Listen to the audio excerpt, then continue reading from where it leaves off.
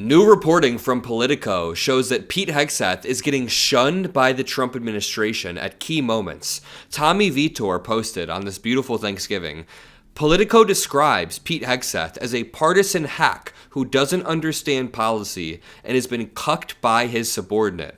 Well, we're going to read the Politico article in question because it describes a Pete Hegseth who is getting the short end of the stick time and time again, who is getting quite literally cucked in foreign policy situations as people beneath him, his subordinates, go and advise Donald Trump in closed-door meetings, and Pete Hegseth is left outside in the cuck chair, not able to participate in the foreign policy discussions that are going on, despite him being the Secretary of Defense, or the Secretary of War, if you want to call it that. It's quite ironic that they named it the Department of War because they're trying to make it more masculine. Meanwhile, Pete Hegseth is the victim of foreign policy cucking. Okay, enough of that. We're going to dig into this Politico article in just 1 second, but I overall want to paint a broader picture of an America that is rapidly losing respect on the global stage in multiple arenas. So a confluence of factors are coming together to make the United States a laughingstock. Biden, for all of his flaws, I mean, listen, I loved Biden. He had a great presidency and he achieved a lot domestically and he pulled NATO together. I do have some complaints about his appointment of Merrick Garland. His immigration policy could have been better. He made some mistakes that kind of paved the way for Donald Trump. But what he did do amazingly was pull together a coalition of like-minded countries that love democracy and strengthen NATO. Finland joined NATO. Other countries joined NATO while Biden was the president. And even though he was a little bit sleepy, he had a steady hand and he represented the United States very well. Donald Trump has placed tariffs on every single NATO country, every single NATO ally, even most non-NATO allies, every country except Russia. He has ruined our standing on the global stage. And while all of this is happening, Pete Hegseth is supposed to be representing our quote-unquote Department of War. Well, Pete Hegseth is getting kicked out of the most important rooms while the United States' image just tanks on the world stage. Before we even dig into this article that's titled, Pete Hegseth is a no-show in Ukraine, that suits the White House just fine, I want to show you this video that came out earlier this morning of Mark Carney, the current Prime Minister of Canada, explaining how the relationship with the United States is currently beyond repair. It seems like under this current administration, there is no way this partnership will ever be the same again. This ties into our image on the world stage just being killed. Like, who's going to help us? Is Pete Hegseth going to make sure that our relationship is back to normal? Let's take a listen to this clip. This is an important day for Canada's workers. Look, we know the world's changing. We know that this decades-long process of our ever closer economic relationship between Canada and the United States has ended, and as a consequence of that, many of our strengths have become our vulnerabilities, particularly in those industries that are most tightly integrated with the United States. Headline, last year, 75% of our exports went to the U.S. 90% of our lumber exports went to the U.S. 90% of our aluminum exports went to the United States. 90% of our steel exports went there, all bound for a single market that has changed. Overall, for the Canadian economy, we estimate that U.S. tariffs and the uncertainty that they're creating will cost Canadians around 1.8% of GDP. That's about $50 billion lost from our economy, or the equivalent of $1,300 for every Canadian. And this is happening fast. It's a rupture, which means that our economic strategy needs to change dramatically and rapidly. And that change is in Budget 2025, our plan to confront these challenges and emerge even stronger, to move our economy from reliance to resilience. I know this emotional appeal has been done a lot, but Canada was there for us after 9/11.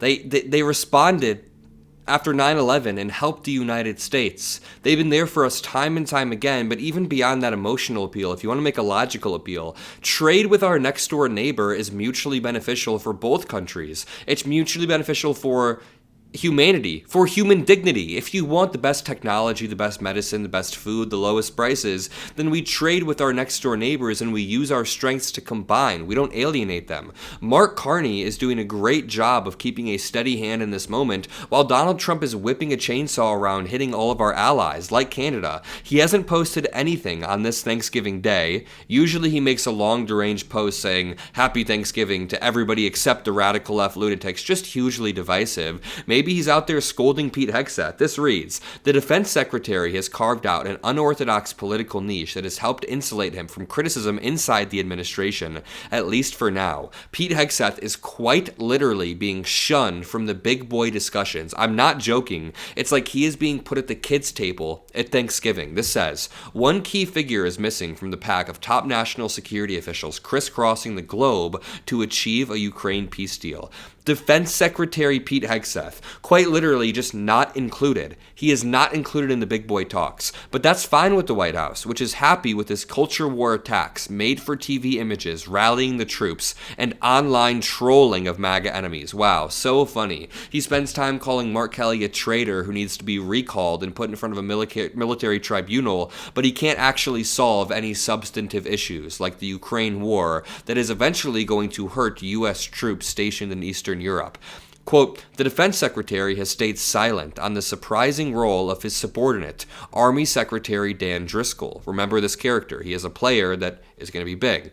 "This guy recently catapulted into the spotlight by leading surprise negotiations with Ukrainian President Volodymyr Zelensky in Kyiv and Russian advisors in Abu Dhabi. It's highly unusual for somebody beneath Pete Hegseth to skip ahead of him and go help with high-level negotiations, but Pete is literally being shunned."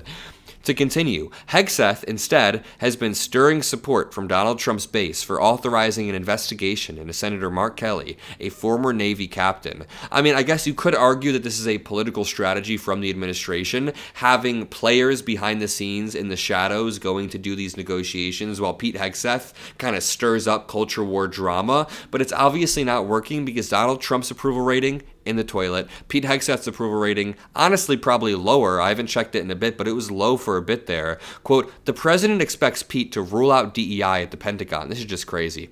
"The Pentagon leader, a former Fox News host who seems more at home railing against diversity programs than leading diplomatic consultations, has carved out an unorthodox political niche. This is where Tommy Vitor says, Politico describes Pete Hegseth as a partisan hack who doesn't understand policy and has been cucked by his subordinate." Quite literally, Pete Hegseth is sitting there while the person beneath him operates at a higher level, and he just takes it.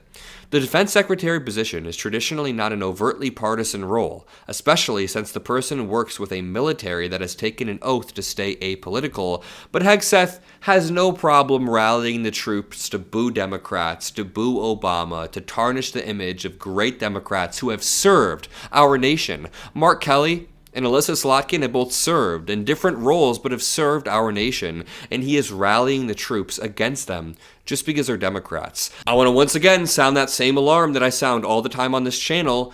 They do not want the opposition party to exist. When Donald Trump stands in front of our military, when Pete Hegseth stands in front of our military and rallies them against the Democrats, when they are attacking Act Blue, which is our funding mechanisms, when they say the Democrats are gnats who need to be taken care of in front of the military, when Donald Trump calls for the hanging of any Democrats who dissent on illegal orders, they do not want the Democratic Party to exist.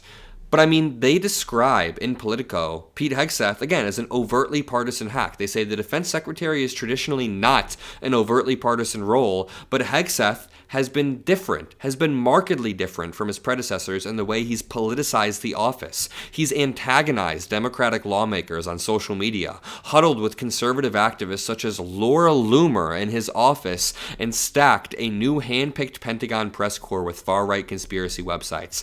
Like, you know, man, sometimes I send out a vaguely edgy tweet, and I wonder if this is too far, and if I'm going to start losing roles or interviews with Democratic politicians or spots on the news, but I realize Pete Hegseth was plucked off of Fox News mid-alcoholic bender, placed into the Secretary of Defense position. I keep wanting to call it Secretary of War just because of how effing silly it is, but he was placed into the Secretary of Defense position, and now he's talking to Laura Loomer, a Jewish person who's also weirdly conspiratorial against Jews, who has made up conspiracies about 9/11, who has said some heinous stuff about Muslims, about anybody who is brown, about Mexicans. She's talked about Kamala making the White House smell like curry, quote unquote, making the White House smell like curry. Those are her words. Just an open racist, and she's just hanging out. So the point is, I'm good if I tweet something a little bit edgy about how Kristi Noem looks different or whatever the hell. I don't know. I quote, "It's all about projecting an image of strength," said a former Pentagon official who, like others interviewed, was granted anonymity to discuss a sensitive topic. You don't project strength, Pete Hegseth. Is that what they think it is? A projection of strength? It's pretty embarrassing whenever he gets in front of the camera. I'm going to leave it there. My dogs are getting excited. Happy Thanksgiving to everyone. If you made it this far in the video, comment some blue hearts and double check to make sure you're subscribed to the Adam Mockler feed. I'll see you all in the next video. Peace out.